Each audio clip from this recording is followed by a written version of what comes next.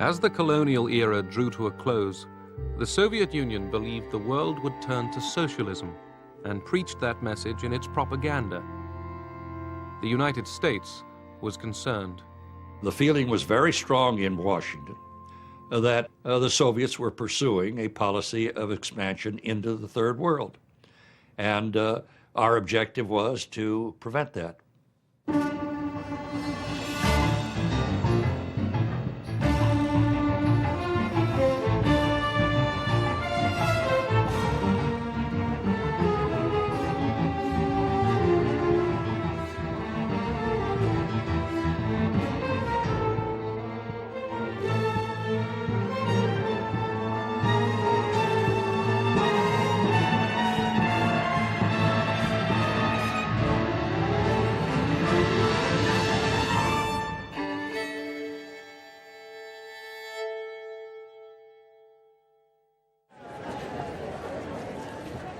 Nikita Khrushchev and Gamal Abdel Nasser changed the face of Egypt.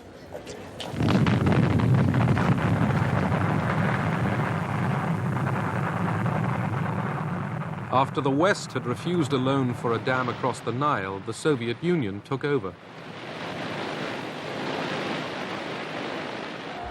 The emerging nations used the Cold War to get money and arms.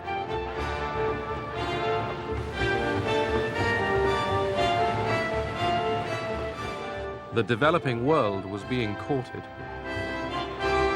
В Европе уже границы закоченели, они были забетонированы. In Europe, the borders were set in stone, and there was no opportunity of expansion there for either side. It would have started a new world war. Where could the hunting take place? To be rather crude, in those areas where there was still prey. That was the Third World. And each side tried not to miss a chance. Старалась не упустить случай. In the Horn of Africa, the Soviet Union backed two rival and opposed regimes. For America, this was evidence of Soviet expansion.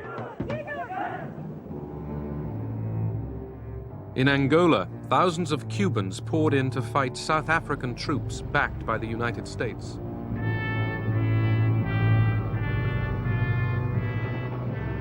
In Egypt, the Soviet Union supplied arms cheaply and on credit. But President Nasser wasn't easily influenced.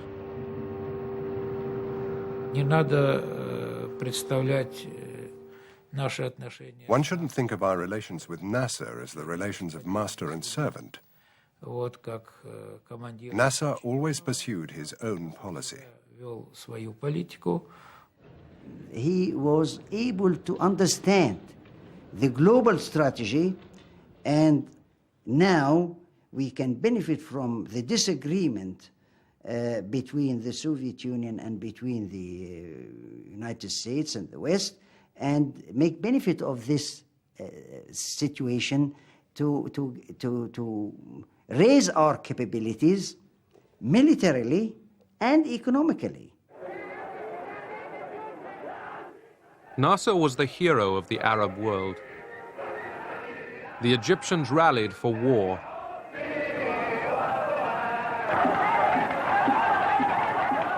Nasser and the Arab states wanted to destroy Israel. Moscow did not.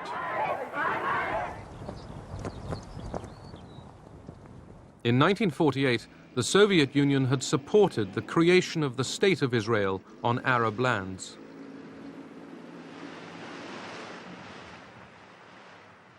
By 1967, Israel's 2.5 million Jews were surrounded by 90 million hostile Arabs.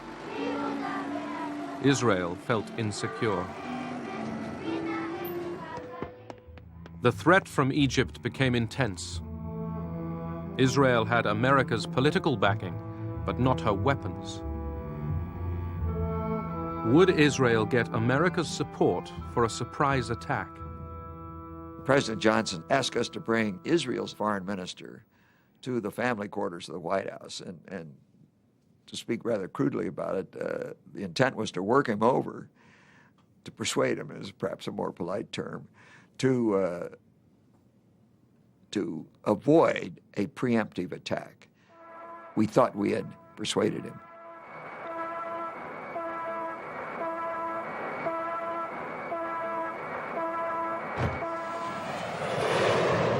Israel struck first. In less than 3 hours, 90% of the Egyptian Air Force was destroyed on the ground.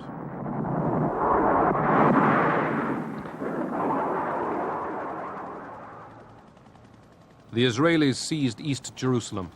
Jews were able to pray at the Wailing Wall again. The Israelis pressed on. Within 6 days, the armies of Egypt, Syria, and Jordan were routed.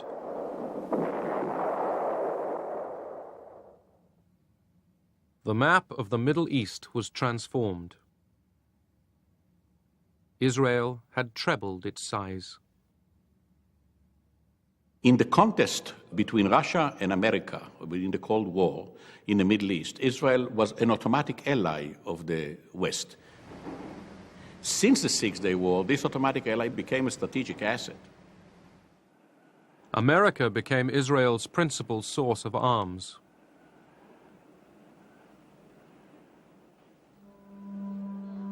In the occupied territories, 1 million Arabs fell under Israeli rule. It was a devastating blow to Arab morale. The Soviets counted the cost. Как бы наше оружие оказалось не столь эффективным, как Our weapons turned out to be less effective than we calculated. хотя бы, так сказать, возместить. We felt that it was our duty to compensate, to supply more arms, Опять же, поставить оружие и and, looking at the wider context, not to let the West win. не дать выигрыша Западу. September 1970. Grief in Egypt at the death of President Gamal Abdel Nasser.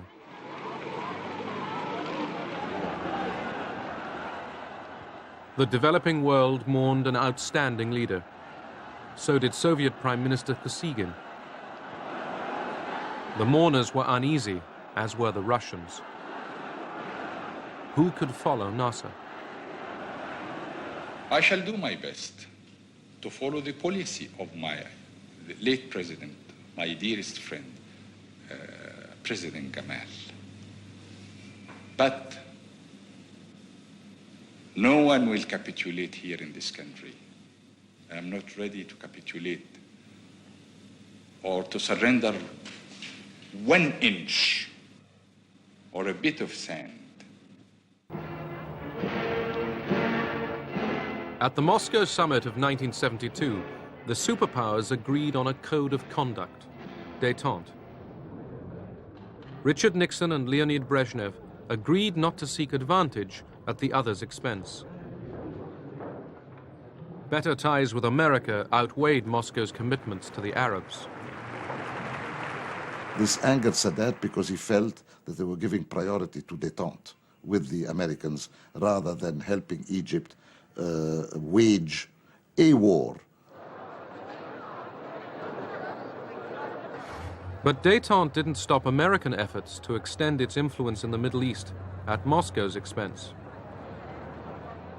Our policy in '72 was really to try to minimize and reduce the role. I'll go further, to keep the Soviets out of the situation. We established the policy then that we would thwart any move backed by Soviet arms until some Arab leader would become so frustrated that he would turn to us for diplomacy, and then we would try to take as even-handed a position as we were capable of developing. In Egypt, as in many other developing nations, the Soviet presence was huge. In July 1972, Sadat told the 15,000 advisors and their families to pack up and go.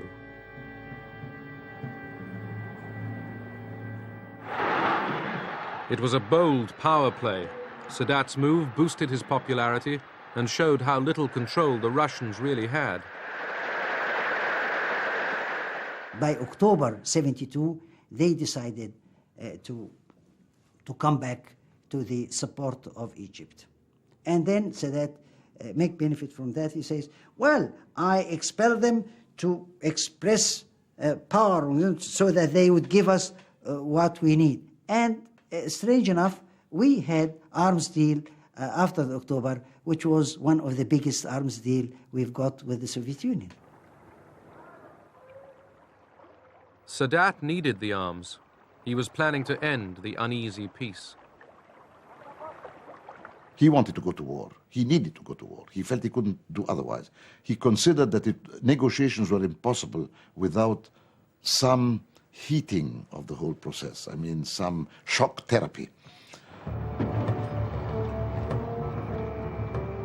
Yom Kippur, Israel's most holy day. 4,000 Egyptian troops and tanks surged over the Suez Canal.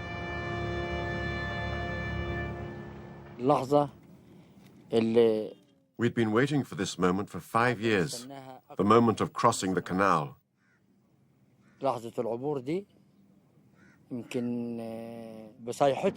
Our cries shook the ground under the Israeli enemy.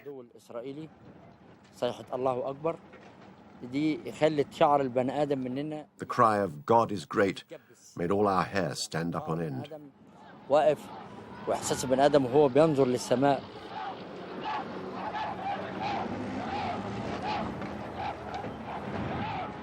The Egyptian army sped ahead, eager to retake lost territory.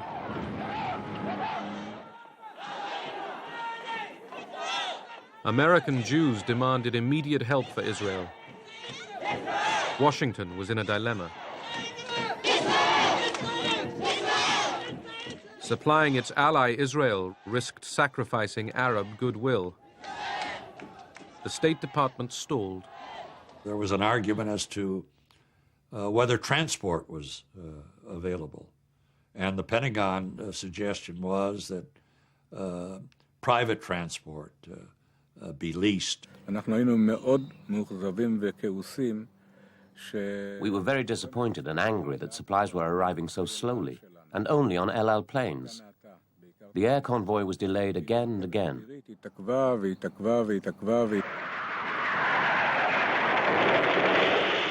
The Egyptians kept up their attack.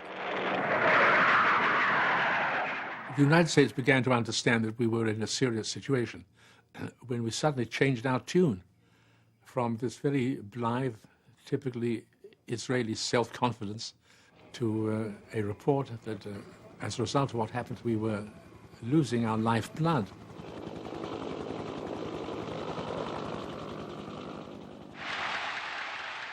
Sadat was triumphant. He had regained land Egypt lost in the Six-Day War. But the Russians sensed disaster ahead. They urged Sadat to accept a ceasefire. He would benefit from a ceasefire. Otherwise, he'd be forced to retreat. But Sadat wouldn't listen.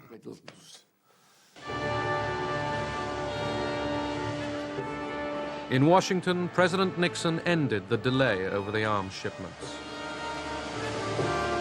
Nixon said when the option was brought to him to send 2-3 American planes, said, let's send a lot, because we are going to be criticized anyhow. And we will be criticized for whatever we do, for 1 plane or 2 planes, for 40 planes. So let's do it in an effective way.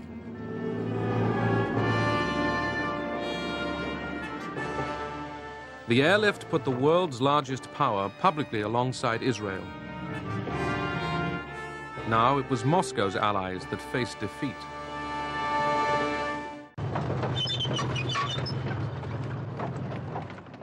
Now the Israelis crossed the Suez Canal into Egypt. Soon, most of the Egyptian army would be stranded in the Sinai.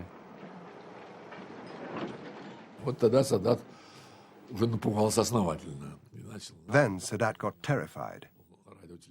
He spoke on the phone directly to Brezhnev. I was there. I remember him begging, save us from these Israeli tanks.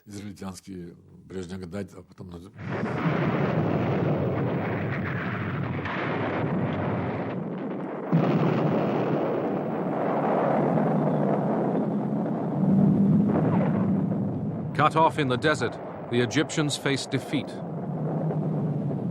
Moscow called for a ceasefire.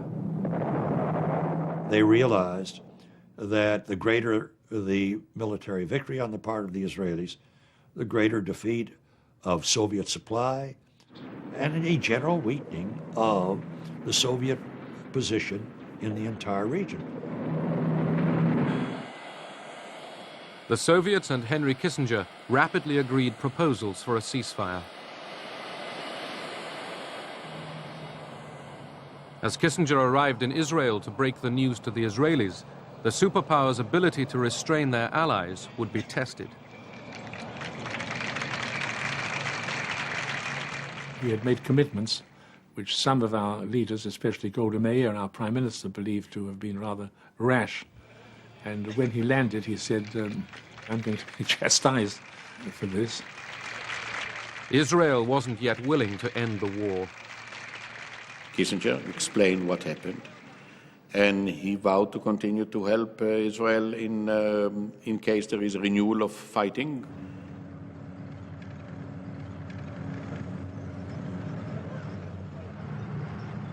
With America's connivance, Israel stepped up its onslaught. The Soviets were outraged. Brezhnev wrote a letter to Nixon saying, "How is it, when we've agreed to act jointly, that the Israelis are continuing to advance?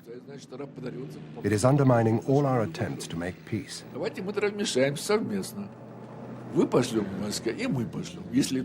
We suggested that both the Americans and the Soviets send troops to the Middle East to make Israel accept the ceasefire. But there was also a sentence that said, if you won't do it, we will have to consider unilateral action. The Soviet leaders had every reason to look at this as if there had been some sort of a plot. And they reacted very violently, and they sent us an extremely tough note saying that they want to join the American-Soviet intervention, and if not, they would act unilaterally. Kissinger deliberately upped the ante. Determined to forestall any Soviet intervention in the Middle East, he placed American nuclear forces on heightened alert. The basic purpose was to generate a lot of traffic that the Soviet Union would pick up before they received our reply to know that this was getting serious. Moscow didn't react to the alert. They had already abandoned the idea of unilaterally sending troops. That was clearly a political victory for the United States, a major political victory that had repercussions in a Cold War far beyond the Middle East.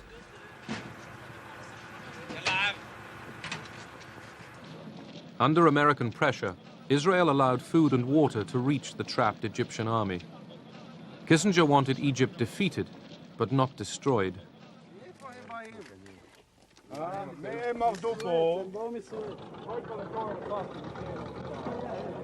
With the Israelis just 100 kilometers from Cairo, the Egyptians were forced into their first ever face-to-face talks with Israel. Moscow was not involved. The Egyptians saw that the vehicle for getting on with what subsequently became disengagement agreements between Egypt and Israel, that it was the United States that carried all the cards. Henry Kissinger became the world's most famous frequent flyer. Shuttle diplomacy gave him easy access to Sadat. The relationship had fundamentally changed. I mean, since the war, Sadat believed that the main global party he should woo was the Americans. Kissinger's travels didn't bring about permanent peace. They showed America was winning the Cold War in the Middle East, but there was a price to pay. Я думаю, что эти события, они оказали... These events unfavorably affected the process of détente. на разрядку в том смысле, They strengthened the mistrust of the Soviet Union towards the United States. недоверие Советского Союза к Соединенным Штатам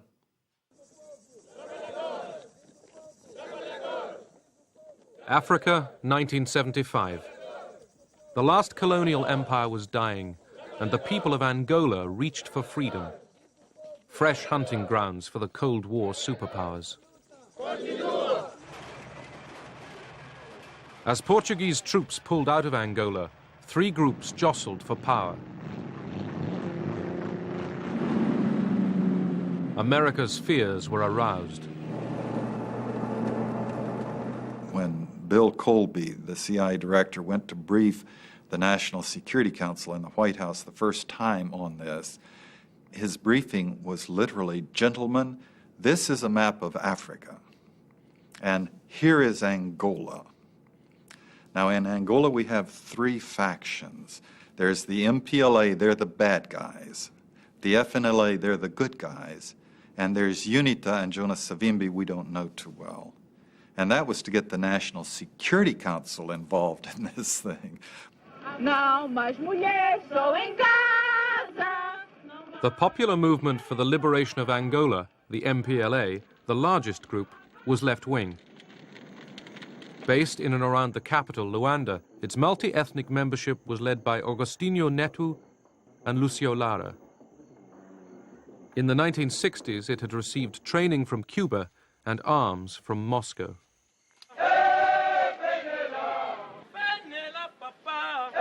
The National Front for the Liberation of Angola, the FNLA, operated largely in the north of the country. Its leader, Holden Roberto, a strident anti-communist, had close links with neighboring Zaire, which supplied him with outdated American arms.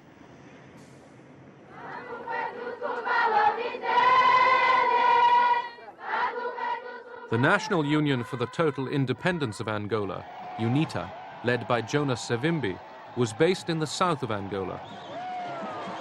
A charismatic leader, Savimbi decided that American backing was the key to power.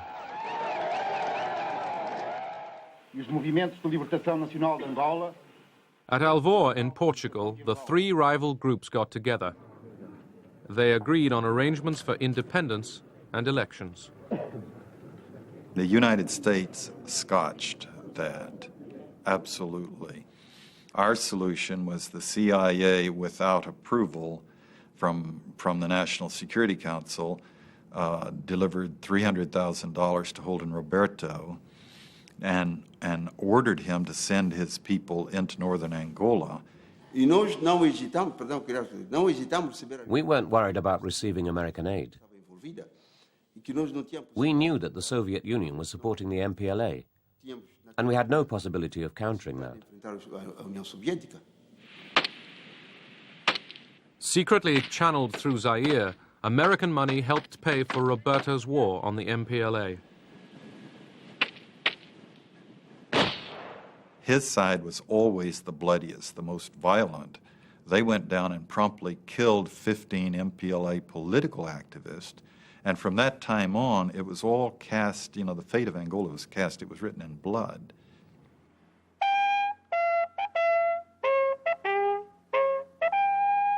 The Americans were not sure that Roberto's troops could defeat the MPLA. The Central Intelligence Agencies sent John Stockwell to investigate. Roberto said he had 30,000. I had trouble counting 30. Badly armed, disorganized, kind of rabble kind of troops. And he was a cocktail party cowboy. He'd spent his whole career politicking in Kinshasa. He knew nothing of military operations or logistics or organization. Then Stockwell went south to UNITA's headquarters.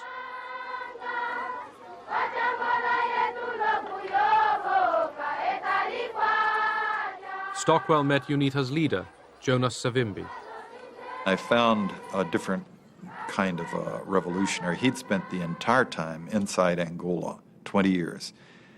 He had led the guerrilla fighting himself. Whatever the consequences, whatever the results, we will continue to fight because we don't want to be slaves of Russia in Angola, in our own country.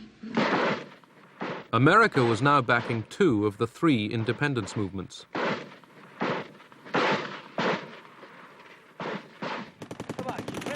Washington ruled out intervention in Angola with American troops. Instead, it turned, secretly, to South Africa. The United States, at the highest level, requested assistance, or rather requested South Africa to go in and assist UNITA. We did maintain a position of disapproval of apartheid.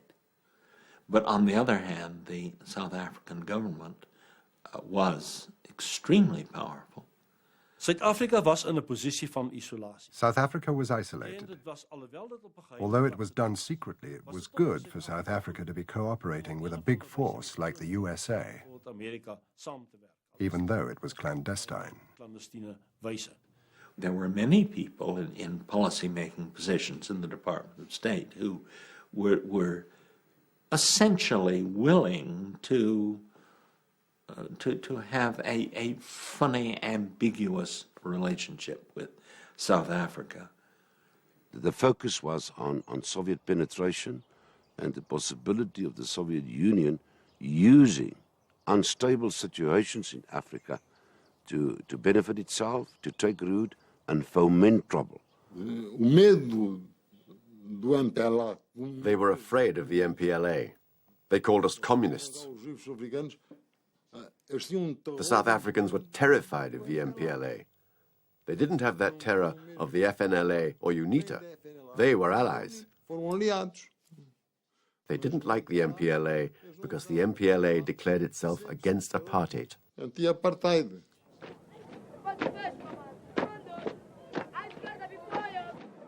In Luanda, the MPLA was staging parades.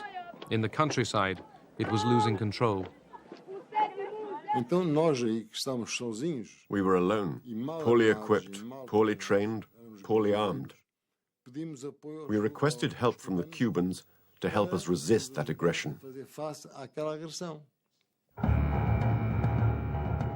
Keen to show leadership in the developing world, Cuba sent 400 military instructors to Luanda. Moscow hadn't been consulted.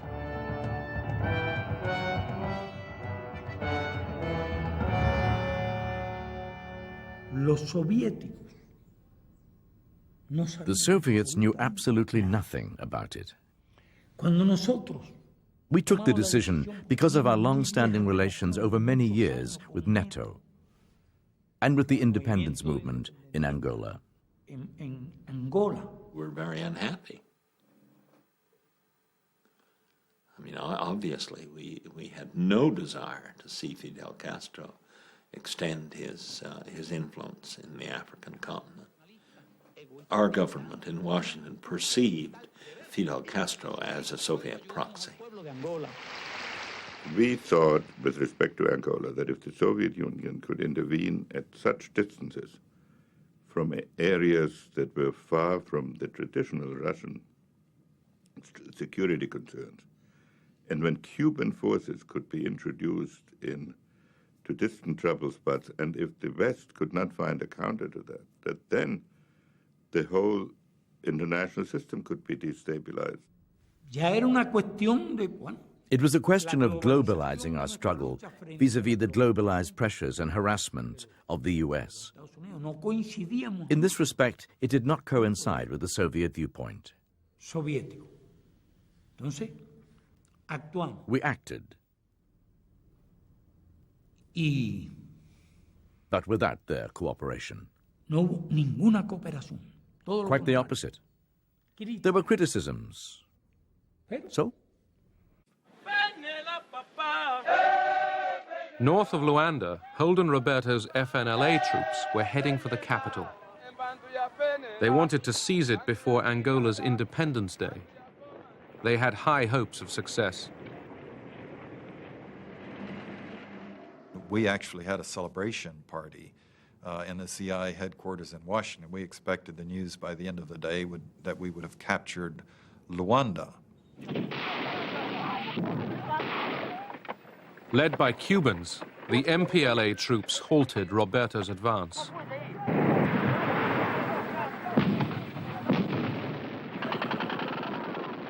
In the middle of the valley, about 2,000 122-millimeter rockets began landing. and we had nothing to answer with, and our forces broke and ran. The military force of the FNLA had been blunted. America's ally was in trouble. A bigger challenge now faced the MPLA. In October 1975, South African troops had invaded Angola. From their bases in Namibia, they had joined forces with UNITA. We advanced approximately, I think, something like 80 kilometers a day. By this time, our troops were getting good. I mean, they were really getting on with it now. They were out of those vehicles and into assault formations, which shoot the hell out of these people, you see, and then they would back up and move because they didn't expect us. The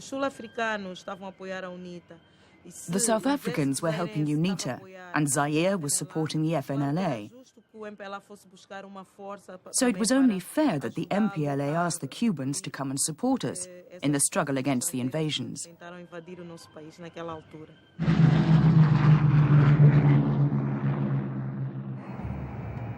Just 2 days before independence, thousands of Cuban combat troops began arriving in Luanda. In Moscow, this was greeted without enthusiasm. It was only when the Cubans had landed that we got involved, because the Cubans kept asking us for help. They wanted weapons, they wanted food supplies. Once we started sending things to Angola, we were soon in over our heads, even though it wasn't in our plans to go there.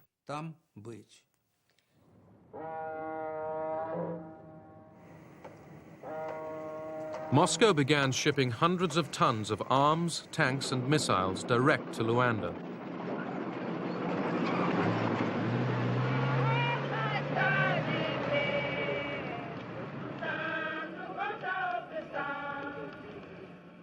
As the MPLA began rehearsals for Independence Day, battles were still raging just miles from the capital.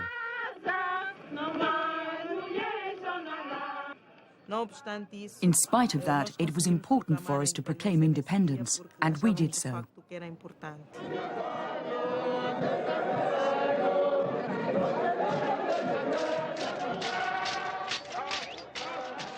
The MPLA celebrated Angola's independence in Luanda.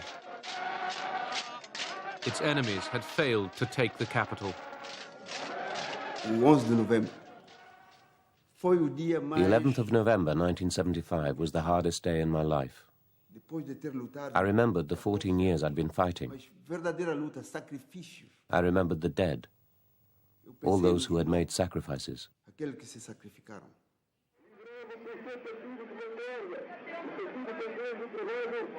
Agostinho Neto greets the Soviet ambassador. The MPLA was recognized as Angola's government by the Soviet Union, Cuba, and most of Africa. Its fight against South African troops gave the MPLA political credibility. South of Luanda, the Cubans prepared to end the South African advance. It was a decisive battle, because if they broke our defense, it would be very difficult then to stop them getting to Luanda. There were roads going to the north, roads going to the center, many roads, which would have made their advance very powerful and fast.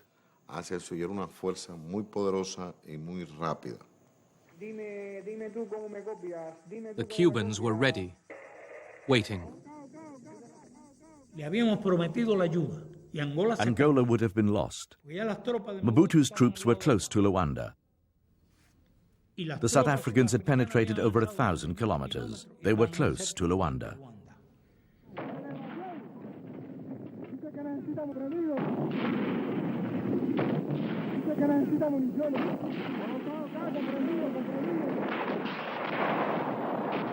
The Cuban and MPLA forces outgunned the South Africans.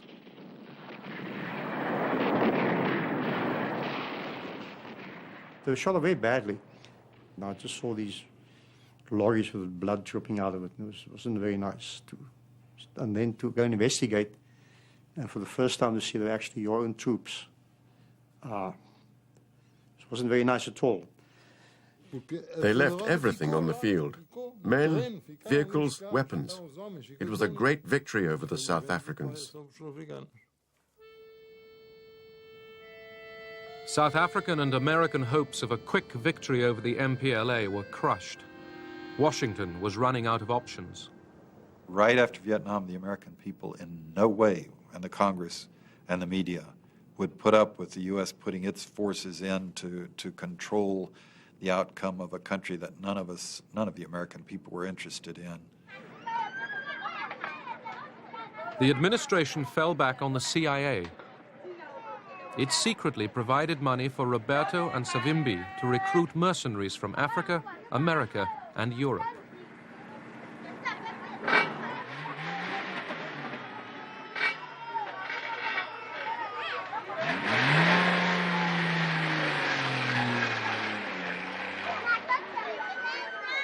We did kill when we had no particular reason to. We tortured to achieve information that they probably didn't have, and this was not captured enemy soldiers. These were probably just local civilians. And that atmosphere permeated its way through the whole unit. We were just a loose band of bandits with a very dangerous leader and a few associates. Among the mercenaries, there were some very fine soldiers. Callan, for instance. I've seldom seen such a good soldier. He had phenomenal courage. He was a psychopath, a raving psychopath, and a couple of men right near him were psychopaths. 13 mercenaries were captured by the MPLA and put on trial. Callan and 3 others were executed. The CIA was still active. The Congress would have stopped us up front if we had not successfully lied to them, putting in arms, putting in advisors, bringing in South Africa. We kept it propped up for a while, but opposition was mounting. Still shocked by events in Vietnam, the Congress cut off additional CIA funds for Angola. This abdication of responsibility by a majority of the Senate will have the gravest consequences for the long-term position of the United States and for international order in general. A great nation cannot escape its responsibilities.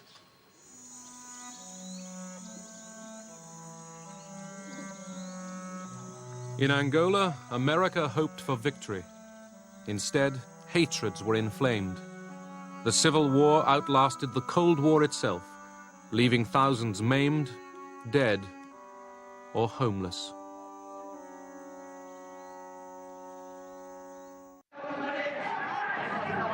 In 1977, the great powers' attention shifted to the Horn of Africa. As regimes changed, so did alliances. The Soviet Union and the United States switched sides easily.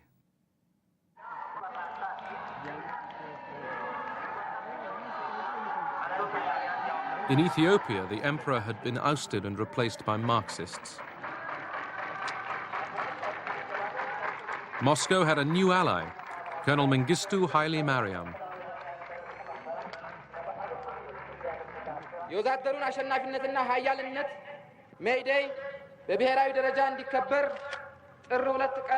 When the Soviets moved into Ethiopia to assist the communist dictator there, Haile Mariam Mengistu, I thought that this was a threat to the stability of Africa. The Soviets at that time were proclaiming over and over again that the scales of history were tipping in the favor of the Soviet Union. The Soviet Union would outstrip us in economic performance. The Soviet Union was getting a strategic edge. The Soviet Union was riding the crest of the so-called national liberation struggles. The new regime in Ethiopia turned against America.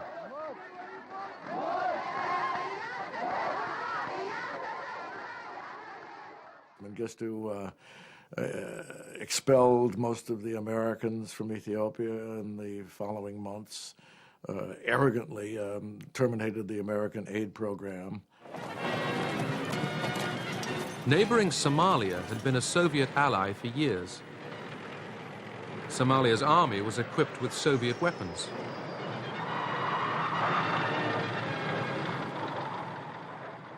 But now that Moscow was also linked with Ethiopia, the Somalis considered turning to Washington. They had very little chance of getting American full support.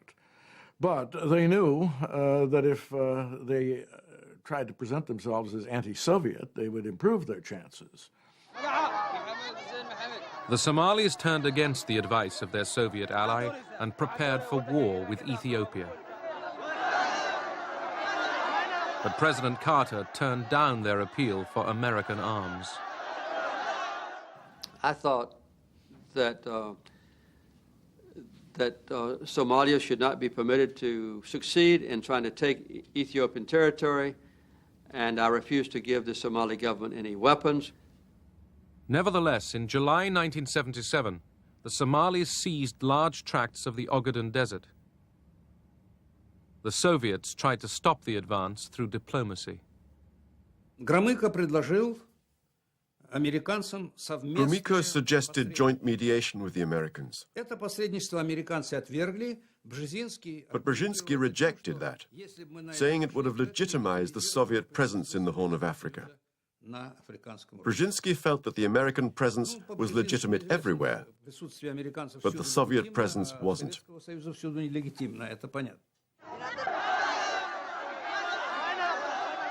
Anti-Soviet demonstrations in Somalia greeted the government's decision to send the Russian advisors and their families back to Moscow. All Soviet support was now switched to Ethiopia.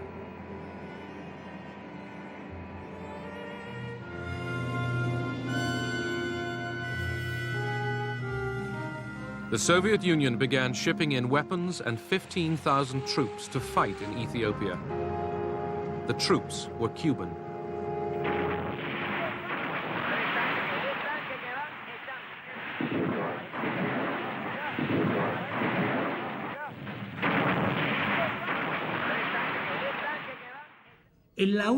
It was the only operation we conducted in full agreement with the Soviets. No such cooperation took place even in Latin America. Quite the opposite.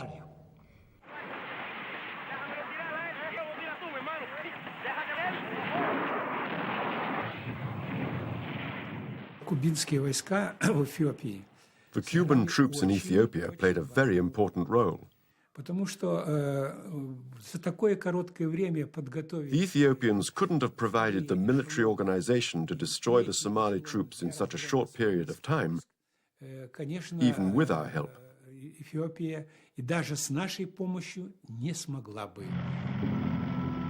With Cuban troops and Soviet support, the Ethiopians drove the Somalis out of the Ogaden. But Moscow wouldn't let the troops advance into Somalia. Among the Soviet military, we thought about occupying Somalia. But the Soviet government was right not to allow this, because it would have made our relations with countries like the United States of America, Great Britain, and others more difficult.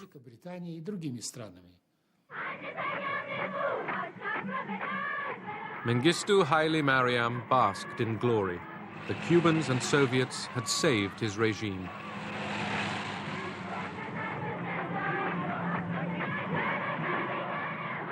In Washington, some saw the victory as proof that the Soviets were abusing détente. The Horn of Africa was not important to America as of itself, but it was important as a measure and a test of how the Soviets were interpreting détente. Quarrels about the Third World were getting blown out of all proportion. These disputes about Africa, Angola, Ethiopia, and Somalia. none of them were worth it. 20 years later, no one even remembers who was doing what.